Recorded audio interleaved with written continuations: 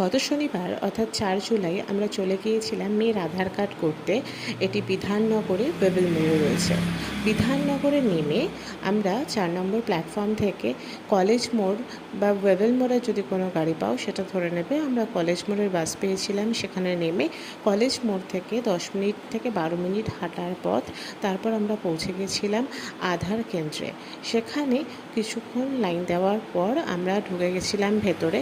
এবার তার জন্য আগে থেকে অনলাইন অ্যাপ্লিকেশন করতে হয়। বহু মানুষই অনলাইন অ্যাপ্লিকেশন করেনি বলে তাদেরকে সেখান থেকে তাদের সেই দিনটা ক্যান্সেল করে দেওয়া হয়েছিল। তারা পারেনি ভেতরে ঢুকতে। তারপর আমরা আধার কাজের কাজ সেরে আমরা একটুখানি লাঞ্চ করে চলে যাই ডিকেথলনে।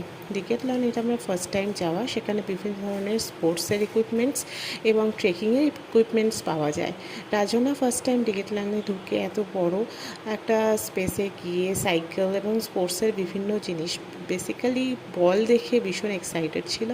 তারপর আমরা সেখান থেকে আবার ট্রেন ধরে বাড়ি চলে আসি।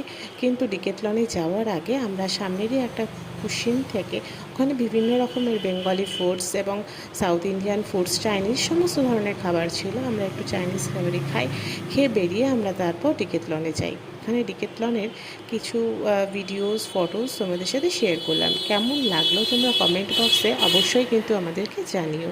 Thank you. বহুদিন পর রাজনা স্প্রিং চ্যানেল থেকে আমাদের একটা শর্ট ভিডিও আমরা ছাড়লাম।